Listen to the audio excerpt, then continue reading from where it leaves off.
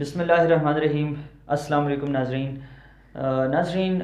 Hydrocarbons ने 20th और 21st century के अंदर जो केमिकल वर्ल्ड के अंदर जो रेवोल्यूशन लाया है, यकीनन हम उस रेवोल्यूशन को इग्नोर नहीं कर सकते। उस रेवोल्यूशन के आने की वजह से जो हमारी ज़िंदगियों में आसानियाँ पैदा हुई हैं, हम उन आसानियों से भी कभी इनकार नहीं कर सकते। और अपनी डेली लाइफ के अंदर हम हाइड्रोकार्बन्स की इम्पोर्टेंस को कभी भी इग्नोर नहीं कर सकते। आज की इस वीडियो में हम इन्हीं हाइड्रोकार्बन्स की एक एक्सटेंशन को स्टडी करने की कोशिश करेंगे, एक्सप्लेन करने की कोशिश करेंगे, ठीक है। लेकिन उस एक्सटेंशन से पे जाने से पहले मैं थोड़ा सा बैकग्राउंड हाइड्रोकार्बन्स का आपके सामने एक्सप्लेन कर देता हूँ। हाइड्रोकार्बन्स बेसिकली कार्बन और हाइड्रोजन के मॉलिक्यूल्स हैं। वो कंपाउंड्स जो कार्बन और हाइड्रोजन पे कंसिस्ट करते हैं वो बेसिकली हाइड्रोकार्बन्स होते हैं। ये कार्बन और हाइड्रोजन के जो डेरिवेटिव्स हैं वो हाइड्रोकार्बन्स हैं, ठीक है। अब हाइड्रोकार्बन्स बेसिकली दो तरह के होते हैं। एक होते हैं हाइड्रोकार्बन्स के अंदर दो टाइप्स हैं, एक हैं ओपन चेन कंपाउंड्स और दूसरे हैं क्लोज्ड चेन कंपाउंड्स, ठीक है। हम क्लोज चेन कंपाउंड्स को इस वीडियो के अंदर क्लोज चेन कंपाउंड्स के बारे में बात नहीं करेंगे, ओपन चेन कंपाउंड्स को देखेंगे। ओपन चेन कंपाउंड्स की बेसिकली तीन टाइप्स हैं। जो फर्स्ट टाइप है ओपन चेन कंपाउंड्स की वो हैं अल्केन्स, जो आज की इस वीडियो में जिस टाइप को या जिस एक्सटेंशन को हम एक्सप्लेन करेंगे। जो हाइड्रोकार्बन्स की दूसरी टाइप है यानी कि अल्कीन्स, वो हम इंशाल्लाह इससे नेक्स्ट फेज़ में, और उसके बाद तीसरी टाइप है हाइड्रोकार्बन्स की अल्काइंस। तो इस वीडियो को शुरू करने से पहले मेरी आपसे रिक्वेस्ट है कि अगर अभी तक आपने मेरे चैनल को सब्सक्राइब नहीं किया तो मेरे चैनल को लाजमी तौर पे सब्सक्राइब करें और साथ ही में मौजूद बेल आइकन को भी लाजमी प्रेस करें ताकि आपको मेरी आने वाली वीडियोस के नोटिफिकेशंस बर वक्त मिलते रहें।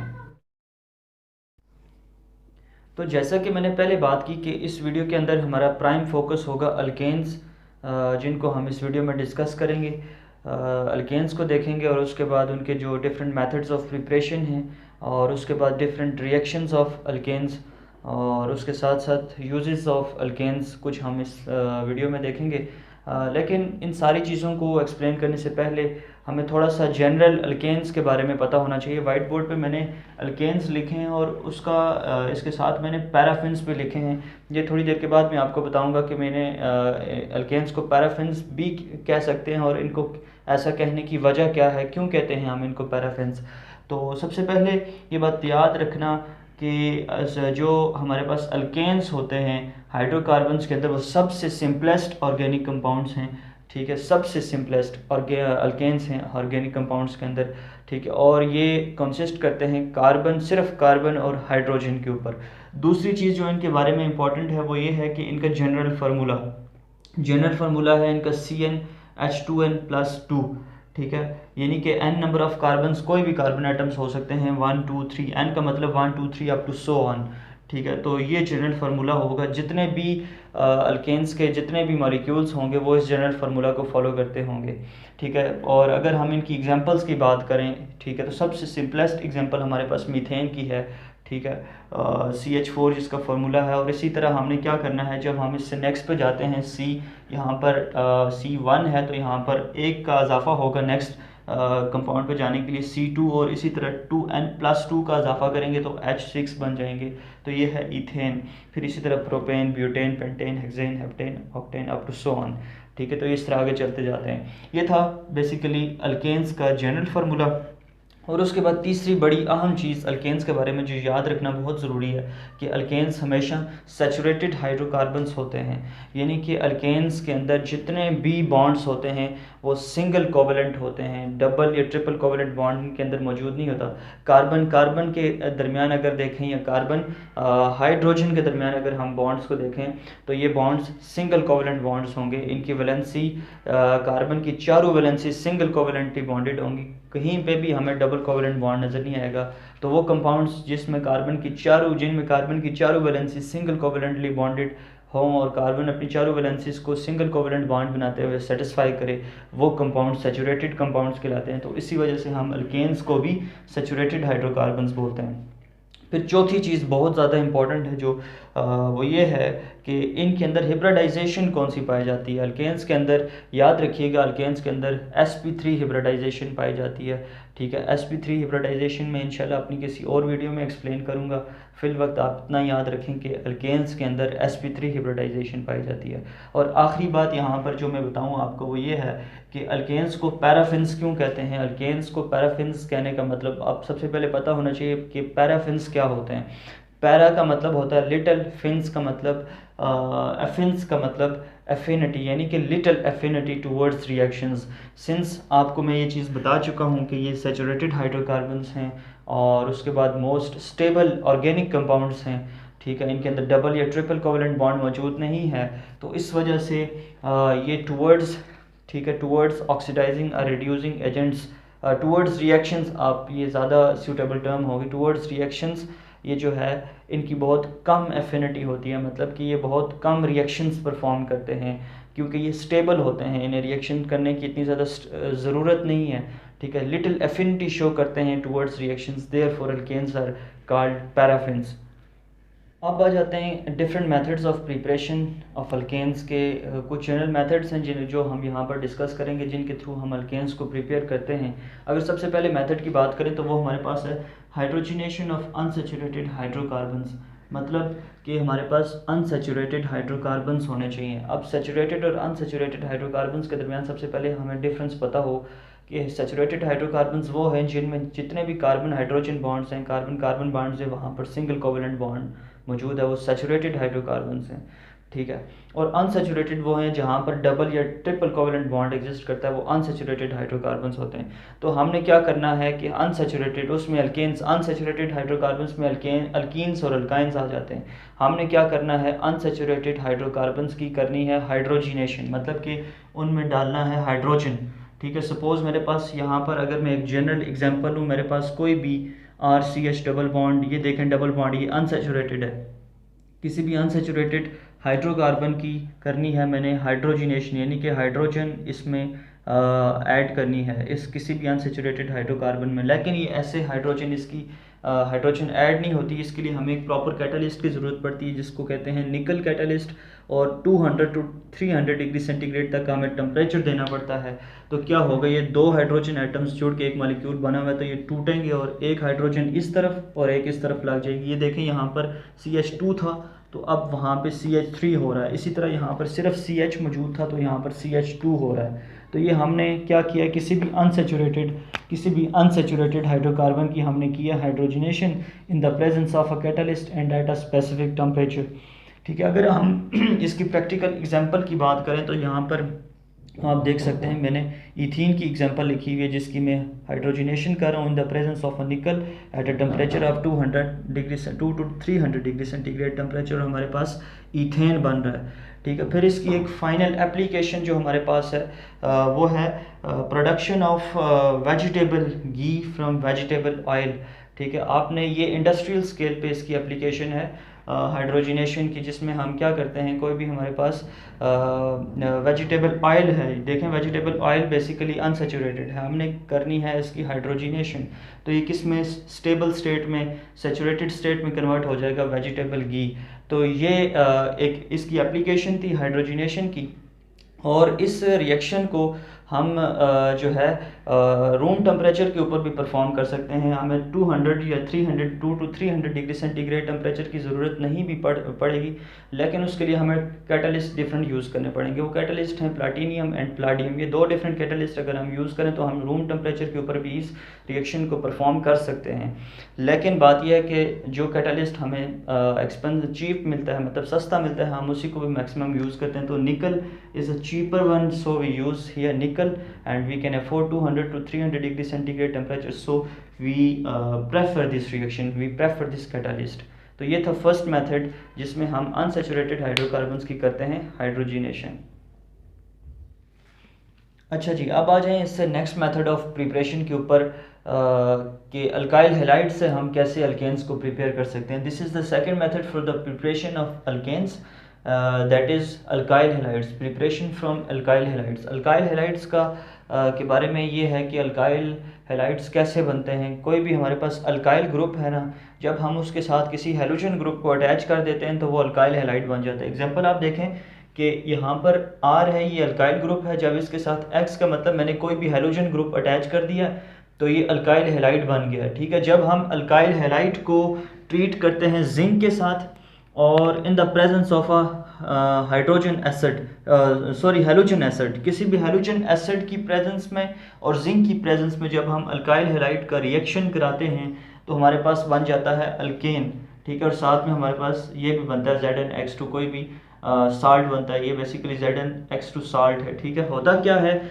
जो हमारे पास हैलोजन एसिड है उसका हाइड्रोजन और ये जो अल्काइल ग्रुप है ये आपस में कंबाइन करते हैं, जैसे कि यहाँ पर आपस में ये दोनों कंबाइन हुए हैं, ठीक है। और जो बाकी दो हैलोजन ग्रुप्स हैं, ठीक है, एक ये वाला हैलोजन और एक ये वाला हैलोजन, ये जिंक के साथ मिलकर साल्ट बनाते हैं, ठीक है। अब इसकी प्रैक्टिकल एग्जांपल के ऊपर आ जाएं। सपोज मेरे पास मिथाइल आयोडाइड है, ठीक है। ये बेसिकली कोई भी मेरे पास अल्काइल हैलाइड है, ठीक है, इसको कहते हैं मिथाइल आयोडाइड, ठीक है। जब ये क्या करता है, ये methyl iodide in the presence of a zinc and a halogen acid, यहाँ पर जो मैं हैलोजन एसिड यूज़ कर रहा हूँ वो है हाइड्रोजन आयोडाइड, ठीक है। यहाँ पर ऊपर X की जगह जस्ट मैंने रिप्लेस किया है क्या, आयोडीन मैंने लगाया है, ठीक है।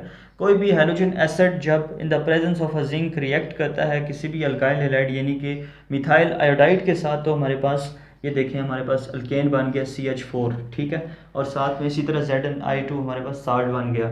फिर इससे अगली एक और एग्जांपल है, वेरी इंटरेस्टिंग एग्जांपल। यहाँ पर आप देखें कि इस तरह का कोई भी सिंपल अल्काइल हैलाइड हमारे पास नहीं है, ठीक है। यहाँ पर हमारे पास जो हैलोजन ग्रुप है वो साइड पे लगा हुआ है, ठीक है, एज अ सब्सटीट्यूएंट लगा हुआ है। तो इसका नाम क्या होगा इस अल्काइल हैलाइड का, इसकी अगर हम नंबरिंग करें 1 2 3 4, तो नंबर 2 पे ये ब्रोमो ग्रुप लगा हुआ है, तो हम इसको क्या नाम देंगे, 2 ब्रोमो।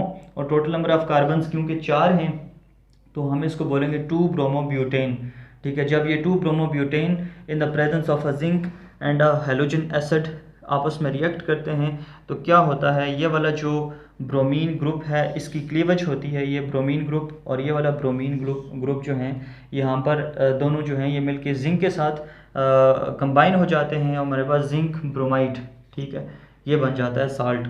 और यहाँ पर ये वाला जो हाइड्रोजन है, ठीक है, ये इस हाइड्रोजन की जगह आके लग जाएगा। यहाँ पर पहले देखें CH है, तो यहाँ पर आप देखेंगे इस नंबर पे CH2 हो गया, ठीक है। ऊपर भी सेम हुआ है, यहाँ पर ये हाइड्रोजन पहले ये वाला जो हाइड्रोजन है यहाँ पर पहले CH3 था, ठीक है। ये वाला हाइड्रोजन जब आके यहाँ पर अटैच हुआ तो हमारे पास CH4 बन गया। तो देखें यहाँ पर ये भी मीथेन की प्रिपरेशन है, इसको हम सॉरी अल्केन की प्रिपरेशन है, इसको हम मीथेन बोलते हैं। और इस वाले को हम कहते हैं ब्यूटेन, चूँकि 4 कार्बन हैं। तो यहाँ पर 2 एग्जांपल्स मैंने आपको बताई, एक 2 ब्रोमो ब्यूटेन की और दूसरी मिथाइल आयोडाइड की एग्जांपल मैंने आपको दी। इस मेथड में हमने क्या किया, हमने अल्काइल हैलाइड्स को यूज़ करते हुए अल्केन्स की प्रिपरेशन की। अच्छा जी, अब आ जाएं इससे नेक्स्ट मेथड ऑफ प्रिपरेशन के ऊपर। नेक्स्ट मेथड ऑफ प्रिपरेशन है डीकार्बोक्सिलेशन ऑफ मोनोकार्बोक्सिलिक एसिड्स। कि हमारे पास मोनोकार्बोक्सिलिक एसिड्स हैं, उनमें से हमने डीकार्बोक्सिलेशन करनी है, कार्बन डाइऑक्साइड रिमूव करनी है। सपोज़ इससे पहले अगर आपको मैं कार्बोक्सिलिक एसिड्स के बारे में बताऊं तो कार्बोक्सिलिक एसिड्स को ऐसे लिखते हैं RC double bond O and OH। ये कोई भी कार्बोक्सिलिक एसिड है, ठीक है। इसको मैं ऐसे भी लिख सकता हूँ RCOOH, ये कोई भी कार्बोक्सिलिक एसिड है। और अगर इसकी मैं एग्जांपल दूं तो सबसे कॉमन एग्जांपल है हमारे पास एसिटिक एसिड की CH3 C double bond O and OH, ये आ गया हमारे पास एसिटिक एसिड, ठीक है। तो इसको हम इथेनोइक एसिड भी बोलते हैं क्योंकि इथेन से ये बना हुआ है। 2 कार्बन्स आपको नज़र आ रहे होंगे, अगर यहाँ पर 3 कार्बन्स हों तो ये प्रोपेनोइक एसिड होगा। इस तरह butanoic, pentanoic, hexanoic up to so on, ठीक है। हमने क्या करना है, कोई भी हमारे पास fatty acids are also basically fatty acids are also they are carboxylic acids, ठीक है। हमने क्या करना है, कोई भी फैटी एसिड लेना है और उस फैटी एसिड का साल्ट बनाना है, लेकिन साल्ट होना चाहिए सोडियम साल्ट। साल्ट बनाने के लिए क्या करना पड़ेगा, हमें यहाँ से हाइड्रोजन रिमूव करना पड़ेगा और उसकी जगह हमने यहाँ पे Na लगाना है। जब ये Na हमने लगा दिया, ठीक है, तो ये हमारे पास sodium salt of any fatty acid बन गया। ठीक है, अब ये जो है sodium salt of acetic acid है।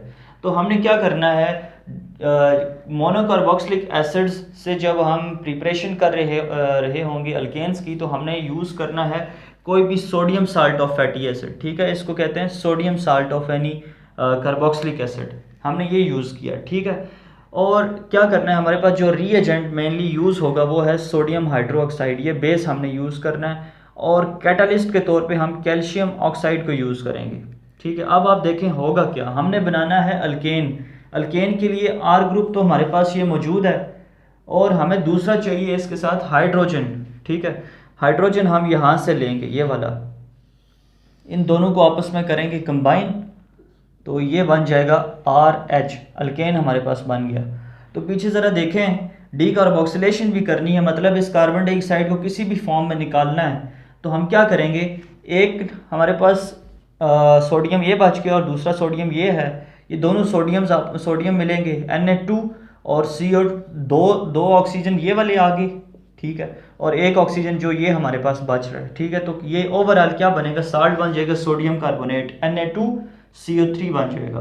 तो देखें हमारे पास यहाँ पर अल्केन्स की प्रिपरेशन होगी जो हम प्रिपेयर करना चाह रहे थे। ठीक है, फिर इससे नेक्स्ट एग्जांपल पे आ जाएं। यहाँ पर मैंने सिर्फ R ग्रुप यूज़ किया था, ऊपर जनरली आपको बता रहा था, यहाँ पर मैं प्रैक्टिकली R की जगह कोई अल्काइल ग्रुप यूज़ कर रहा हूँ। ठीक है, सपोज मैं यहाँ पर इथेन लगा देता हूँ, इथाइल ग्रुप लगा देता हूँ, CH2CH3, ये CH3CH2। ठीक है, ये मैं यहाँ पर एज अ सब्स्टिट्यूट, जो पहले R लगा हुआ था इसकी जगह पर मैं ये अल्काइल ग्रुप यहाँ पर लगा रहा हूँ, बाकी आगे मैं सारा कुछ सेम रख रहा हूँ। तो ये जो साल्ट बना है मेरे पास, इस साल्ट का नाम है sodium salt of sodium propanoate इसको कहते हैं। Sodium salt of fatty acid है, इसको हम बोलेंगे सोडियम, क्योंकि 3 कार्बन है ना, 1, 2 और 3, तो हम इसको बोलेंगे सोडियम प्रोपेनोएट। ठीक है, जब इसका रिएक्शन कराते हैं हम सोडियम हाइड्रोक्साइड के साथ इन the presence of a catalyst, तो सेम प्रोसेस होगा। यहाँ से हमने सोडियम को रिमूव करना है, नहीं, यहाँ से हमने क्या करना है, यहाँ से हमने हाइड्रोजन लेना है। ठीक है, और इस हाइड्रोजन को हम क्या करेंगे, ये वाला जो हमारे पास CH2 ग्रुप है इसके साथ लगा देंगे, तो ये बन जाएगा, पहले H3C इस तरफ था, तो यहाँ पर 2 हाइड्रोजन्स थे, एक हमने यहाँ से लिया, तो यहाँ पर भी CH3 हो गया, मतलब कि हमारे पास अल्केन की प्रिपरेशन होगी। और ये आप जानते हैं ये कौन सा अल्केन है, ये है इथेन। ठीक है, बाकी उसी तरह जो रीएजेंट्स बच रहे हैं, देखें 2 सोडियम्स हैं Na2 और 3 ऑक्सीजन है, 1 कार्बन है, तो Na2CO3 एज अ साल्ट ये बन जाएगा। ये था जी बेसिकली हमारे पास। हमने क्या करना है, किसी भी कार्बोक्सिलिक एसिड साल्ट को यूज़ करते हुए हमने अल्केन्स की प्रिपरेशन करनी है, और उसके लिए याद रखिएगा हमें NaOH की ज़रूरत है, और as a catalyst calcium hydroxide हमें चाहिए होता है। ठीक है, हम क्या करते हैं, कार्बन डाइऑक्साइड की रिमूवल करते हैं in the form of Na2CO3, और अल्टीमेटली हमारे पास जो भी बाकी बच जाता है वो अल्केन ही होता है। ठीक है, ये था डीकार्बोक्सिलेशन ऑफ मोनोकार्ब। अब आ जाएं बहुत ही इंटरेस्टिंग और इंफॉर्मेटिव मेथड ऑफ प्रिपरेशन के ऊपर, दैट इज़ कोलब्स इलेक्ट्रोलिटिक मेथड। क्योंकि कोलब्स ने इस मेथड से अल्केन्स की प्रिपरेशन की थी, तो उसने अपने नाम की बेस पे ये मेथड रखा। ठीक है, और इसको हम कहते हैं कोलब्स इलेक्ट्रोलाइटिक मेथड। इसमें हम क्या करते हैं, सपोज़ जिस तरह इससे प्रीवियस मेथड में हमने कोई भी साल्ट यूज़ किया, सोडियम या potassium salt of any carboxylic acid, तो यहाँ पर भी कोलब्स ने यही किया था, उसने सोडियम या पोटाशियम साल्ट यूज़ किया था किसी भी कार्बोक्सिलिक एसिड का। हम भी यूज़ करते हैं, यहाँ पर sodium salt of any monocarboxylic acid. हम इसकी करेंगे इलेक्ट्रोलाइसिस का मतलब कि इसकी इलेक्ट्रोलाइसिस का आपने अगर फिज़िक्स में जाएं तो बहुत अच्छी तरह आपने इलेक्ट्रोलाइसिस का कॉन्सेप्ट क्लियर किया होगा, जिसमें हम एक तरफ एनोड रखते हैं और एक तरफ क्या कहते हैं कैथोड होता है, और बीच में इलेक्ट्रोलाइटिक सोल्यूशन होता है। जब हम उन दोनों को बैटरी के साथ कनेक्ट करते हैं तो सॉल्यूशन के अंदर मूवमेंट ऑफ चार्जेस होती है। तो यही प्रोसेस हमने यहाँ पर भी परफॉर्म करना है। हम क्या करेंगे, वाटर भी डाला होगा हमने इलेक्ट्रोलाइटिक टैंक के अंदर, और दूसरे नंबर पे कोई भी mono sodium salt of any monocarboxylic acid हमने उसके अंदर पुट किया होगा। जब हम इलेक्ट्रोलाइसिस परफॉर्म करेंगे तो ये एक जनरल रिएक्शन में लिख रहा हूँ, आगे इसके मैकेनिज्म को एक्सप्लेन करूँगा, ये सारा नीचे मैकेनिज्म है, ठीक है। तो हमारे पास सबसे पहले बन जाता है क्या चीज़, अल्केन बनते हैं, साथ में कार्बन डाइऑक्साइड गैस रिलीज होती है, फिर एक बेस बनता है NaOH, और साथ में हमारे पास हाइड्रोजन गैस रिलीज होती है। ये एक जनरल रिएक्शन था, ये हमारे इस रिएक्शन की ओवरऑल प्रोडक्ट्स होंगे, ठीक है। हम फर्दर इन प्रोडक्ट्स को देखेंगे स्टेप बाय स्टेप कि ये प्रोडक्ट्स कैसे किस मैकेनिज्म के थ्रू बनते हैं। तो ये सारे रिएक्शन का मैकेनिज्म है। सबसे पहले क्या होगा कि जब हम सॉल्यूशन के अंदर डालेंगे किसको, सपोज हमारे पास यहाँ पर मैं सोडियम ऊपर लिखा है, तो यहाँ पर मैं पोटाशियम यूज़ कर दें, कोई मसला नहीं होता, सोडियम यूज़ करें, पोटाशियम यूज़ करें, कोई भी साल्ट यूज़ करें, मैकेनिज्म प्रोसेस सारा कुछ सेम है, ठीक है। यहाँ पर मैं क्या करता हूँ, पोटाशियम का साल्ट यूज़ करता हूँ, एसिटिक एसिड का पोटाशियम साल्ट यूज़ करता हूँ, ठीक है। तो पोटाशियम यहाँ पर मैंने रखा हुआ, जब इसकी इलेक्ट्रोलाइसिस होगी, ये ब्रेक डाउन होगी ना, ठीक है, तो ये दो तरह के आइंस में कन्वर्ट हो जाएगा। ये देखें वाटर की प्रेजेंस में, ठीक है, इलेक्ट्रोलाइसिस में हम वाटर को एज अ सॉल्वेंट यूज़ करते हैं, ठीक है। वाटर की प्रेजेंस में क्या होगा, इसकी ब्रेक डाउन होगी। सपोज इसके मैं दो में इसके मॉलिक्यूल्स लेता हूँ, यहाँ पर मुझे 2 लिखना चाहिए था, अच्छा, मैं इसके 2 मॉलिक्यूल्स लेता हूँ, तो क्या होता है, इसकी इलेक्ट्रोलाइसिस होती है और 2 तरह के आइन सोल्यूशन के अंदर मेरे पास बनते हैं। एक होता है एसीटेट आइन और दूसरा है पोटाशियम आइंस, ठीक है। क्योंकि पीछे यहाँ पर मैं 2 मॉलिक्यूल्स यूज़ कर रहा हूँ, तो आगे मैंने हर एक के साथ 2 पीछे मैंने यहाँ पर लिखा हुआ है, ठीक है। ये 2 तरह की आइंस बन गई, ये नेगेटिव आइन बना एसीटेट आइन और ये वाला बना पॉजिटिव आइन, ठीक है। अब क्या होगा, जब इलेक्ट्रोलाइटिक टैंक के अंदर 2 डिफरेंट तरह के 2 डिफरेंट चार्जेस के आइन बन गए, और आप जानते हैं कि इलेक्ट्रोलाइटिक टैंक के अंदर हमारे पास एनोड भी मौजूद है और कैथोड भी मौजूद है। तो एनोड के ऊपर पॉजिटिव चार्ज होता है, कैथोड के ऊपर नेगेटिव चार्ज होता है। तो जो नेगेटिव चार्जेस होंगे वो किसकी तरफ मूव करेंगे, वो एनोड की तरफ मूव करेंगे जिसके ऊपर पॉजिटिव चार्ज है। इसी तरह जो पॉजिटिव चार्जेस होंगे, पॉजिटिव आइंस होंगे, वो कैथोड की तरफ मूव करेंगे जिसके ऊपर नेगेटिव चार्ज होता है, क्योंकि opposite charges attract each other and same charges repel each other. इस असूल को यहाँ पर हम फॉलो करेंगे। अच्छा, ये 2 तरह के आइंस बन गए, एक एसीटेट आइन बना और एक हमारे पास पोटाशियम आइन बन गया, ठीक है। अब देखें सबसे पहले एनोड पे क्या फंक्शन होगा जी। एनोड पे हमारे पास यकीनन नेगेटिव आइंस एनोड की तरफ अट्रैक्ट होंगे, एसीटेट आइंस एनोड की तरफ आएंगे, ठीक है। जब ये एनोड की तरफ आएंगे, क्योंकि इनके ऊपर देखें नेगेटिव चार्ज है, ठीक है, नेगेटिव चार्ज है इनके ऊपर, तो एनोड की तरफ आके ये क्या करेंगे, एनोड जब इनको अपनी तरफ अट्रैक्ट करेगा, एनोड पे पहुंच के ये अपना जो इनके ऊपर ये वाला इलेक्ट्रॉन जो इन्होंने गेन किया हुआ है, जिसकी वजह से इनके ऊपर नेगेटिव चार्ज आया हुआ है, ये उसको क्या करेंगे, रिलीज कर देंगे, एनोड के ऊपर रिलीज कर देंगे, ठीक है। तो जब ये रिलीज कर देंगे, चूंकि ये 2 हैं, तो मतलब 2 इलेक्ट्रॉन्स, 2 एसीटेट आइंस है ना, 2 एसीटेट आइंस, ऊपर ये रिएक्शन में भी 2 एसीटेट आइंस लिखे, तो 2 इलेक्ट्रॉन्स यहाँ पर रिलीज होंगे। After the release of electron, यहाँ पर हमारे पास एसीटेट जो है ये फ्री रेडिकल में कन्वर्ट हो जाएगा। इस डॉट का मतलब कि ये फ्री रेडिकल में जो है कन्वर्ट हो गया, ठीक है। जब कोई नेगेटिव आइन अपना इलेक्ट्रॉन लूज कर देता है तो उसके बाद वो रेडिकल में कन्वर्ट हो जाता है। तो यहाँ पर 2 रेडिकल्स मेरे पास बन गए, ठीक है। अब नेक्स्ट स्टेप में देखें कि इन दोनों रेडिकल्स को मैं यूज़ करता हूँ। इन दोनों रेडिकल्स को जब मैं इस स्टेप के अंदर लेके आता हूँ तो क्या होता है, ये रेडिकल इसकी ब्रेक डाउन होती है, ठीक है। यहाँ से आप इस कार्बन डाइऑक्साइड को ब्रेक करके ये देखें 2 कार्बन डाइऑक्साइड गैस मॉलिक्यूल्स बन गए, ठीक है।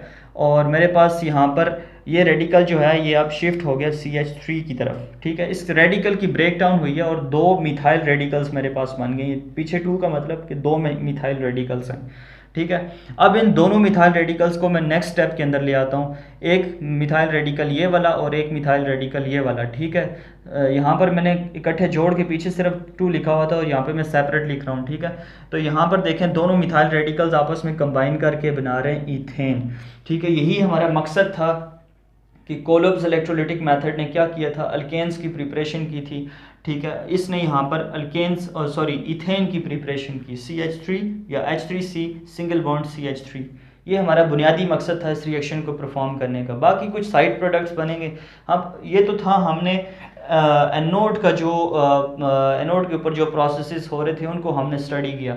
अब आ जाए कैथोड के ऊपर। चूंकि कैथोड के ऊपर नेगेटिव चार्ज होता है, कैथोड के ऊपर क्या होगा, वाटर मॉलिक्यूल्स जो होंगे, ठीक है, वाटर मॉलिक्यूल्स इनकी ब्रेक डाउन होके हमारे पास हाइड्रोक्सिल आयंस बन रहे होंगे और कैथोड के ऊपर हाइड्रोजन गैस रिलीज होगी। ठीक है, इस सोल्यूशन में जो हमारे पास पोटाशियम आयंस बने थे इनके ऊपर पॉजिटिव चार्ज था, तो ये वाले पोटाशियम आयंस मूव करेंगे कैथोड की तरफ। ठीक है, क्योंकि इनके ऊपर पॉजिटिव चार्ज है। ये जब कैथोड के ऊपर आएंगे, ठीक है, यहाँ पर चूंकि हाइड्रोक्सिल आयंस जनरेट हो रहे हैं, ठीक है, ये potassium ions in hydroxyl ions के साथ मिलके ये वाला बेस KOH बना देंगे। ठीक है, यहाँ पर मैंने जो बनाया था ये NaOH बनाया था, लेकिन इस रिएक्शन में चूंकि मैं पोटाशियम का साल्ट यूज़ कर रहा हूँ तो इसलिए यहाँ पर KOH बन रहा है। ठीक है, तो ये था कोलब्स इलेक्ट्रोलिटिक मेथड के जिसमें हम अल्केन्स की प्रिपरेशन करते हैं। ठीक है, और आपने देखा होगा कि इस रिएक्शन के अंदर कार्बन डाइऑक्साइड गैस भी बन रही है। ठीक है, इस रिएक्शन के अंदर पोटाशियम हाइड्रोक्साइड भी बन रहा है, इस रिएक्शन के अंदर हाइड्रोजन भी बन रही है।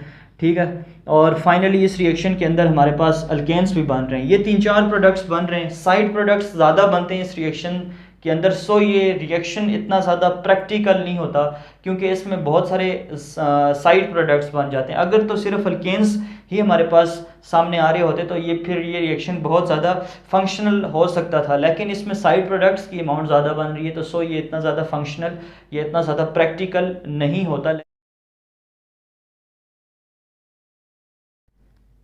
अच्छा, अब है जी fifth method of preparation of alkanes, that is from Grignard's reagent.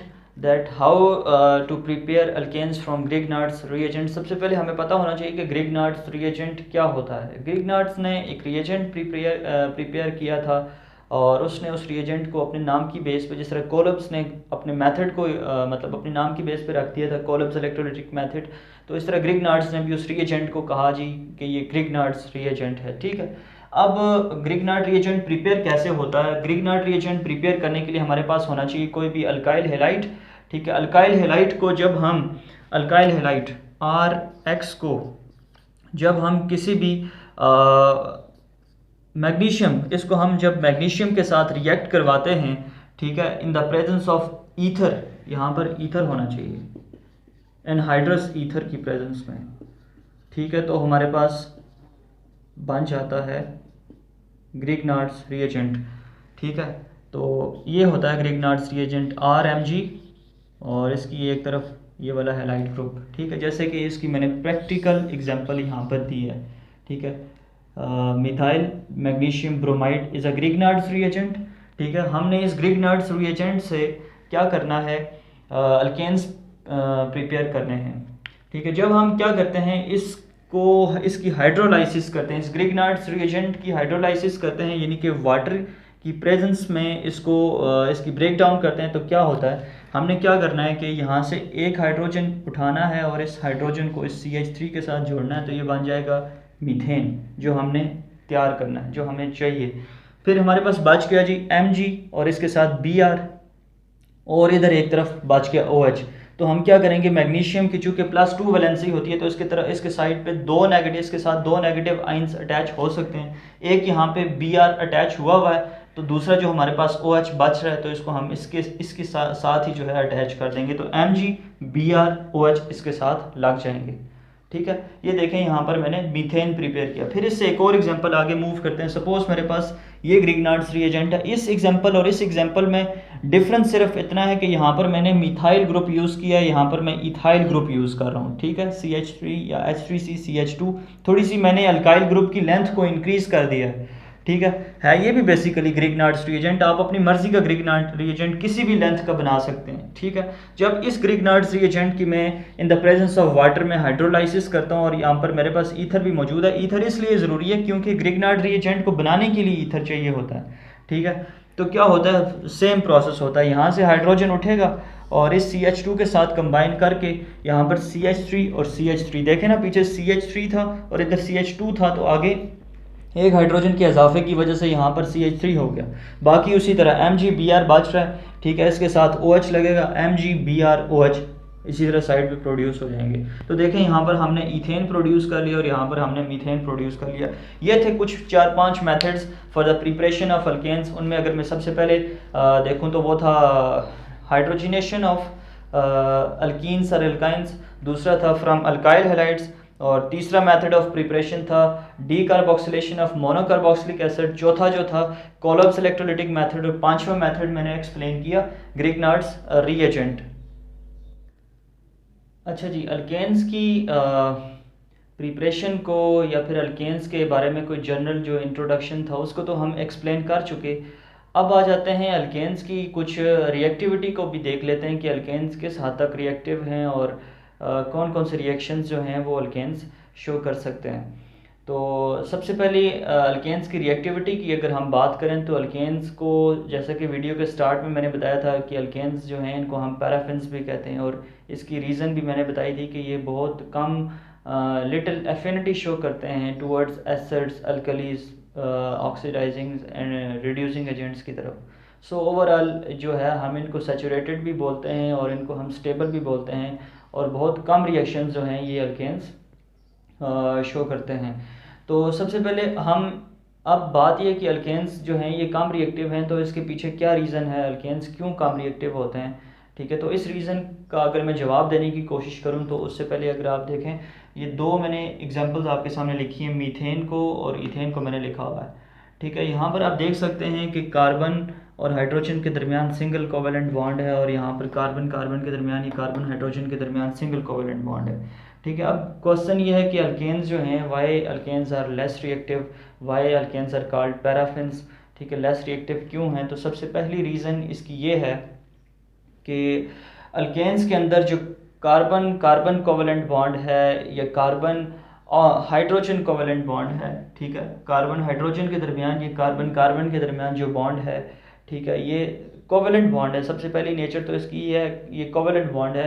तो दूसरी बात ये है कि ये नॉन पोलर कोवेलेंट बॉन्ड है। क्यों नॉन पोलर कोवेलेंट बॉन्ड है? यहाँ पर अगर आप कार्बन कार्बन को देखें तो आप कह सकते हैं कि क्योंकि सेम एटम्स के दरमियान है तो नॉन पोलर हो सकता है, लेकिन यहाँ पर तो पोलैरिटी होनी चाहिए, नहीं, क्योंकि आप कह सकते हैं ना कि यहाँ पर दो डिफरेंट एटम्स हैं तो यहाँ पर पोलैरिटी एग्जिस्ट कर ही होती है। लेकिन ये बात याद रखें, कार्बन और हाइड्रोजन के दरमियान इलेक्ट्रोनेगेटिविटी डिफरेंस बहुत ज़्यादा कम है, ठीक है, ना होने के बराबर है इलेक्ट्रोनेगेटिविटी डिफरेंस। तो सो ये वाला बॉन्ड जो है, कार्बन हाइड्रोजन बॉन्ड जो है, ये इतना ज़्यादा पोलर नहीं बन सकता।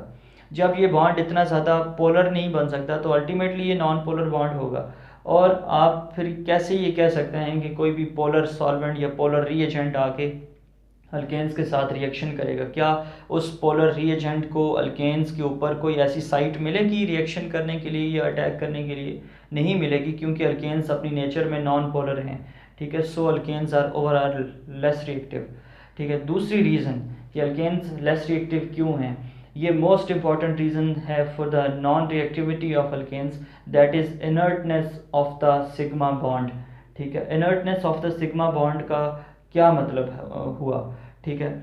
यहाँ पर सिग्मा और पाई बॉन्ड्स का कॉन्सेप्ट भी मैं आपको देता चलूँ। सिग्मा बॉन्ड जो है, sigma bond head to head overlapping की वजह से, दो ऑर्बिटल्स के दरमियान हेड टू हेड ओवरलैपिंग की वजह से बनता है, जबकि जो पाई बॉन्ड है साइड वेज ओवरलैप की वजह से बनता है। Sigma bond is a strong bond, ठीक है, और ये हेड टू हेड ओवरलैप की वजह से बनता है दो एटम्स के दरमियान, और सिग्मा बॉन्ड एक स्ट्रॉन्ग बॉन्ड है, ठीक है, इसको ब्रेक करना मुश्किल है, ठीक है, as compare to pi bond, ठीक है। जो भी बाहर से कोई भी फॉरेन रीएजेंट आता है, ना तो ये सिग्मा बॉन्ड किसी इलेक्ट्रोफाइल पे अटैक कर सकता है अपनी स्ट्रॉन्गनेस की वजह से, और ना ही बाहर से कोई आने वाला न्यूक्लियोफाइल इस सिग्मा बॉन्ड को अटैक करने की कोशिश कर सकता है। So sigma bond is basically inert bond, it shows very little affinity towards other reagents, ठीक है, due to the inertness of sigma bond and due to the non polarity of the carbon carbon और carbon hydrogen bond, the overall alkanes are very less reactive as compared to alkenes and alkynes. As I have explained earlier that alkanes are less reactive as compared to the other classes such that alkenes and alkynes due to the inertness of the sigma bond, and secondly, due to the non-polar nature of the sigma bond. Anyhow, alkanes show basically two types of reactions.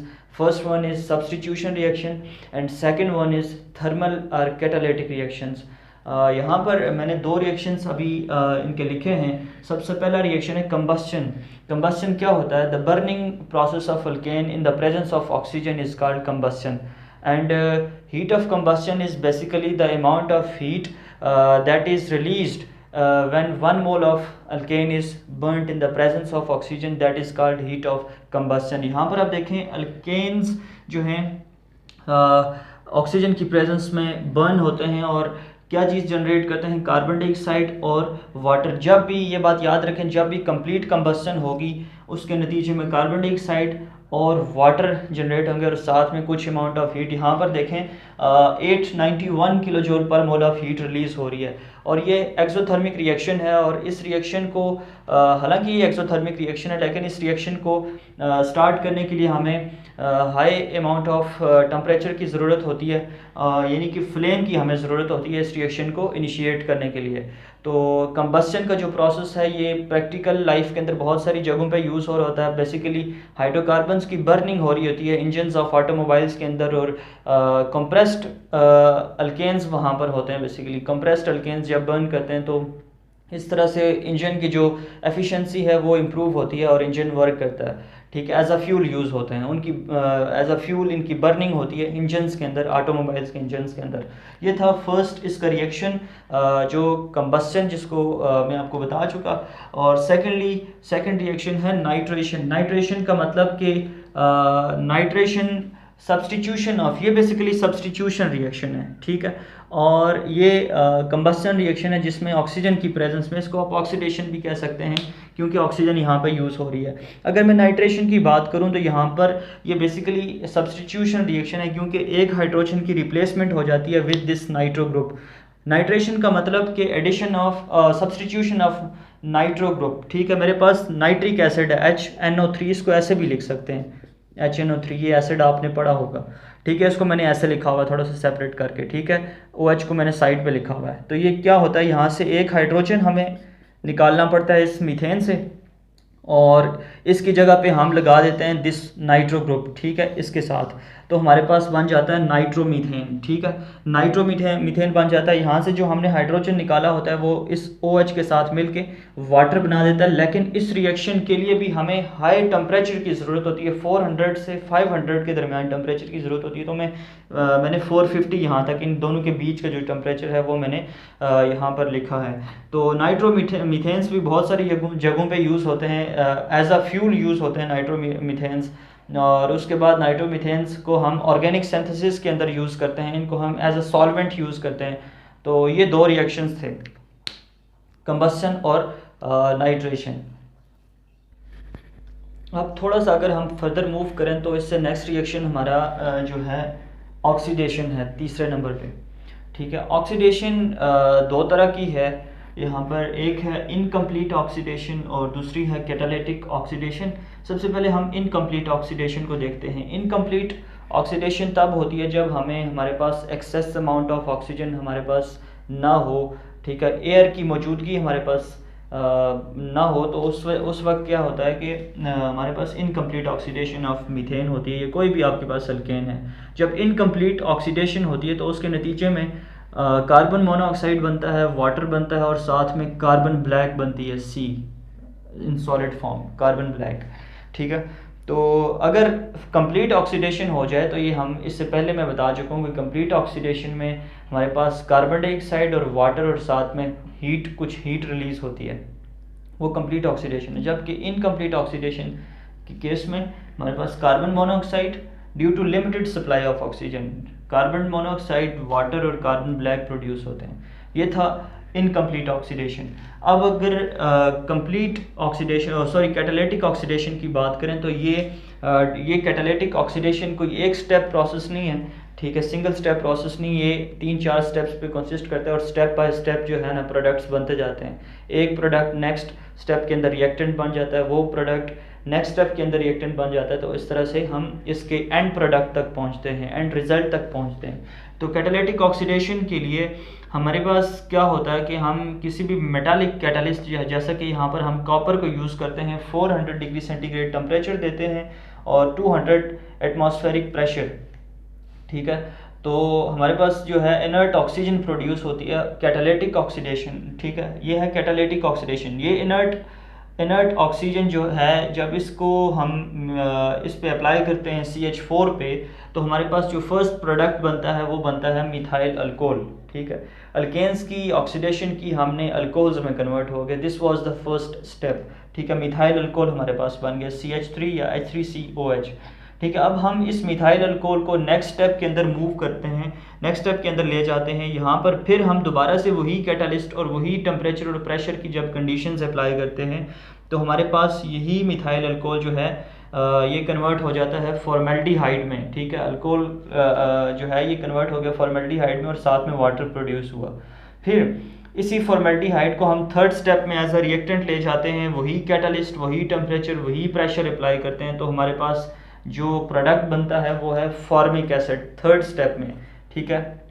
Carboxylic acid का की एक example आप समझ लें, formic acid बन गया, ठीक है। फिर जब फॉर्मिक एसिड को हम एज अ रिएक्टेंट डील करते हैं यहाँ पे, और फिर वही ऑक्सीजन अप्लाई करते हैं और वही कैटालिस्ट और टेम्परेचर और प्रेशर की वही कंडीशंस हम रखते हैं, तो जो अल्टीमेट प्रोडक्ट हमारे पास होता है ये कम्प्लीटली ऑक्सीडाइज हो जाता है, कार्बन डाइऑक्साइड और साथ में हमारे पास वाटर बन जाता है। तो ये थी बेसिकली कैटालिटिक ऑक्सीडेशन, जिसमें हमने ये सीखा कि जब अल्केन्स की ऑक्सीडेशन करें तो अल्कोहल्स में कन्वर्ट हो जाते हैं, अल्कोहल्स की ऑक्सीडेशन करें तो एल्डिहाइड्स में कन्वर्ट हो जाते हैं, एल्डिहाइड्स की ऑक्सीडेशन करें तो कार्बोक्सिलिक एसिड्स में, और कार्बोक्सिलिक एसिड्स की जब ऑक्सीडेशन होती है तो फाइनल प्रोडक्ट में हमारे पास कार्बन डाइऑक्साइड और वाटर बनते हैं।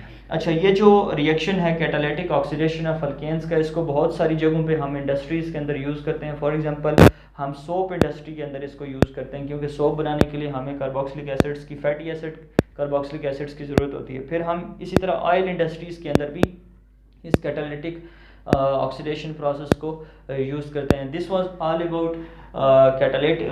About oxidation and its two types, incomplete oxidation and catalytic oxidation. Next fourth reaction is halogenation of alkanes, कि अल्केन्स को हम कैसे हैलोजिनेट कर सकते हैं, उनकी हैलोजिनेशन कैसे कर सकते हैं, ठीक है। ये बेसिकली सब्स्टिट्यूशन रिएक्शन की एक एग्जांपल है हैलोजिनेशन, और इसके बारे में हम सबसे पहले जब अगर बात करें तो सबसे पहले इस रिएक्शन के लिए ज़रूरी है, ये रिएक्शन नॉर्मल कंडीशंस के ऊपर परफॉर्म नहीं हो सकता। सबसे पहले हमें सनलाइट हमारे पास अगर मौजूद होगी तो ये रिएक्शन होगा, या फिर उसकी जगह अल्ट्रावायलेट रेडिएशंस, और तीसरी चीज़ कि हाई टेम्परेचर की ज़रूरत होती है इस रिएक्शन को परफॉर्म करने के लिए, ठीक है। उसके बाद क्या होता है कि ये रिएक्शन कोई एक स्टेप के अंदर कंप्लीट नहीं हो जाता, बल्कि लार्ज नंबर ऑफ स्टेप्स के अंदर जो है ये रिएक्शन कंप्लीट होता है, और उस वक्त तक ये रिएक्शन चलता रहता है जब तक सारे के सारे हैलोजेंस जो हैं वो हाइड्रोजन एटम्स को रिप्लेस नहीं कर लेते। जब तक सारे हाइड्रोजन्स रिप्लेस नहीं हो जाते उस वक्त तक ये रिएक्शन चलता रहता है, ठीक है। और ये रिप्लेसमेंट ऑफ हाइड्रोजन एटम्स है विद हैलोजन एटम्स इस रिएक्शन के अंदर, ठीक है। अब नेक्स्ट चीज़ के कौन से हैलोजन्स जल्दी जो है हैलोजिनेशन करते हैं और कौन से स्लो हैलोजिनेशन करते हैं। तो सबसे पहले जो फ्लोरीन है हमारे पास, फ्लोरीन की अगर बात करें तो फ्लोरीन की इलेक्ट्रोनेगेटिविटी बहुत ज़्यादा होती है और बहुत स्ट्रॉन्ग ऑक्सीडाइजिंग एजेंट है फ्लोरीन। इस वजह से इसका जो रिएक्शन होता है बहुत ही ज़्यादा आप ये समझ लें कि बहुत ही ज़्यादा शार्प होता है, और उसके बाद बहुत ज़्यादा डेंजरस भी होता है, ठीक है। और बहुत ज़्यादा फास्ट रेट पे होता है फ्लोरीन के साथ जो रिएक्शन है। जबकि आयोडीन को अगर हम देखें तो आयोडीन के साथ जो हैलोजिनेशन होती है आयोडीन की वजह से वो बहुत ज़्यादा स्लो होती है, और मैक्सिमम ये रिएक्शन जो है रिवर्सिबल होता है। जो ऑर्डर ऑफ रिएक्शन बनता है हैलोजेंस के लिए तो वो ये है, फ्लोरीन सबसे ज़्यादा स्ट्रॉन्ग, उसके बाद क्लोरीन, उसके बाद ब्रोमीन और उसके बाद आयोडीन, ठीक है। अब 3 स्टेप्स के अंदर ये रिएक्शन बेसिकली कंप्लीट होता है। जो सबसे पहला स्टेप है उसमें हमें चाहिए होता है कोई भी हैलोजन मॉलिक्यूल। सपोज मैं क्लोरीन को ले लेता हूँ, ठीक है। क्लोरीन को मैं लेता हूँ, सबसे पहले स्टेप में क्या होगा, ये हैलोजन मॉलिक्यूल टूट के, ठीक है, अल्ट्रावायलेट रेडिएशंस की मौजूदगी में ये रिएक्शन, ये क्लोरीन टूट के रेडिकल्स बनाएगा, 2 क्लोरीन रेडिकल्स बने। ये स्टार्टिंग स्टेप है, ये इनिशियल स्टेप है इस हेलोजिनेशन रिएक्शन का, ठीक है, इसको हम इसीलिए कहते हैं इनिशिएशन, ठीक है। उसके बाद सेकंड स्टेप में ये होता है कि जो क्लोरीन रेडिकल हमारे पास बना होता है वो अटैक करता है इस मीथेन मॉलिक्यूल के ऊपर या किसी भी अल्केन के ऊपर।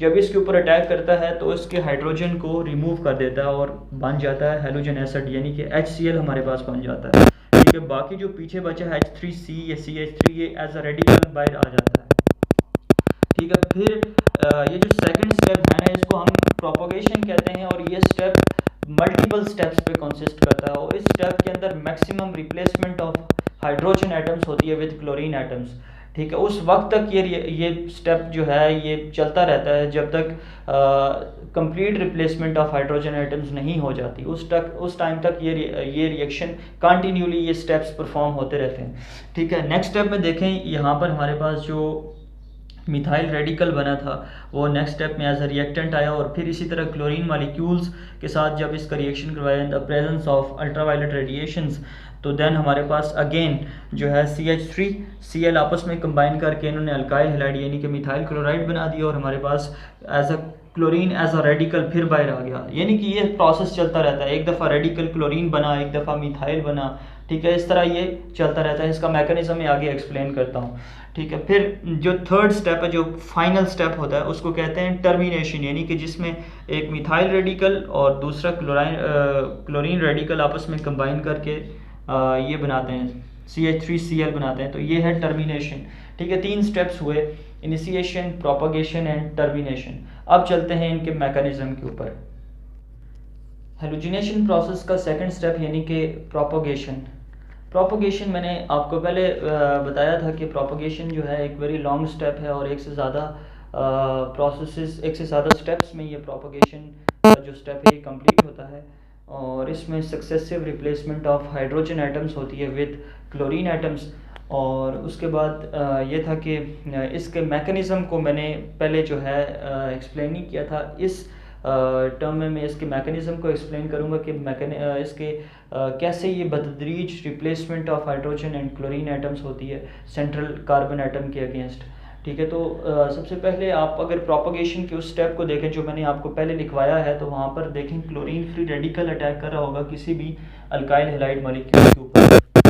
जब क्लोरीन फ्री रेडिकल अटैक करता है किसी भी अल्काइल हैलाइड मॉलिक्यूल के ऊपर, तो क्या करता है, एक फ्री रेडिकल ये इस हाइड्रोजन को रिमूव कर लेता है, एक हाइड्रोजन को रिमूव करके हमारे पास बन जाता है HCl, और यहाँ पर ये जो रेडिकल था पहले क्लोरीन फ्री रेडिकल था, तो अब ये रेडिकल कार्बन के ऊपर शिफ्ट हो गया, यानी कि carbon as a radical behave कर रहा है, ठीक है, ये वाला पार्ट, ठीक है। अब ये वाला रेडिकल बन गया। अब नेक्स्ट स्टेप में हम क्या करेंगे, नेक्स्ट स्टेप में हम इस रेडिकल को एज अ रिएक्टेंट लेंगे और दोबारा से क्लोरीन मॉलिक्यूल्स के ऊपर अटैक करवाएंगे, ठीक है।